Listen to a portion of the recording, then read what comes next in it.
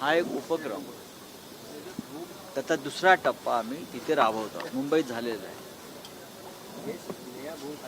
तयारी सुरू आहे. हा कार्यक्रम नागपुरात आहे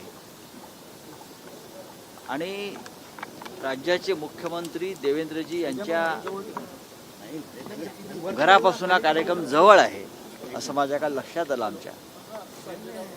तेव्हा आमचं कर्तव्य आहे की राज्याच्या मुख्यमंत्र्यांना सुद्धा या कार्यक्रमास आमंत्रित करावं.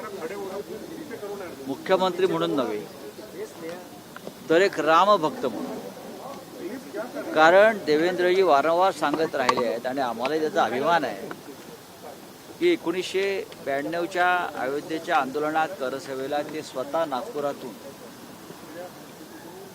अयोध्येला गेले होते करसेवा करायला. हे ते सांगतात अभिमानानं आणि त्याचा आम्हालाही गर्व आहे. त्याच्यामुळे अशा रामभक्ताला सुद्धा आम्ही आमंत्रित करावं ही आमची एक भूमिका आहे.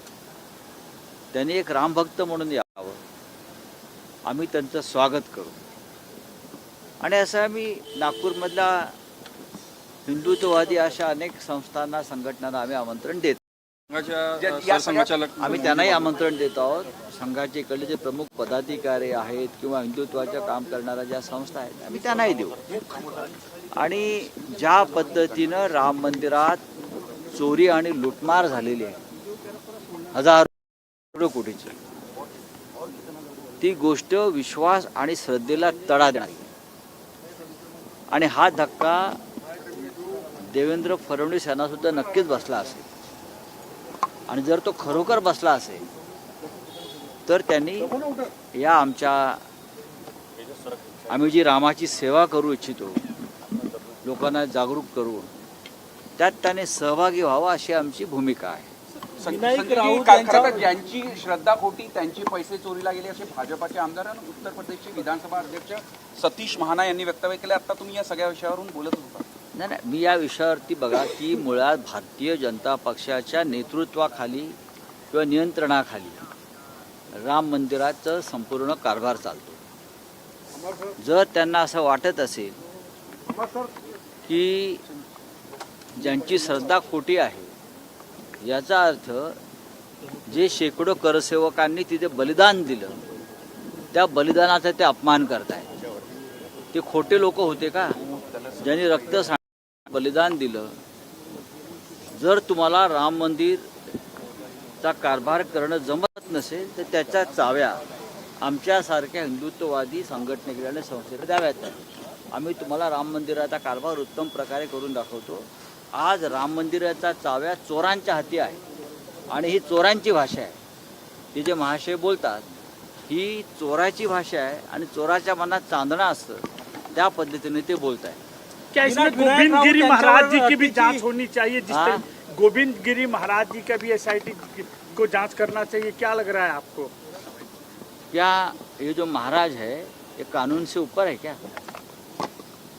आप जिसका नाम ले रहे हो वो व्यक्ति कोषाध्यक्ष है राम मंदिर ट्रस्ट के, गोविंद गिरी जी, और उनके होते हुए राम मंदिर का कोष तिजोरी लूट गई है, तो क्या उनकी जिम्मेदारी नहीं बनती?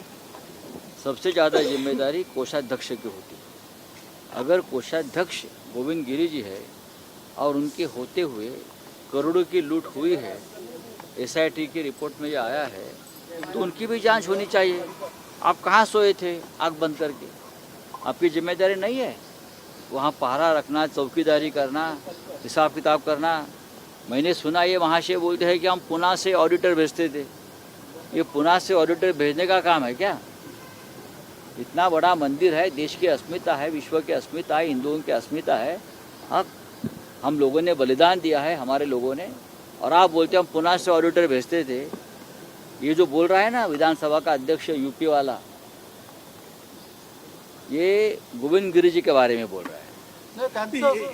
ये बताएं सर, मुख्यमंत्री जी को आपने चिट्ठी लिखी है क्या? संघ के नेताओं की भी चिट्ठी लिखी है आपने? हमने मुख्यमंत्री देवेंद्र फडणवीस जी को एक निमंत्रण दिया है, न्योता दिया है.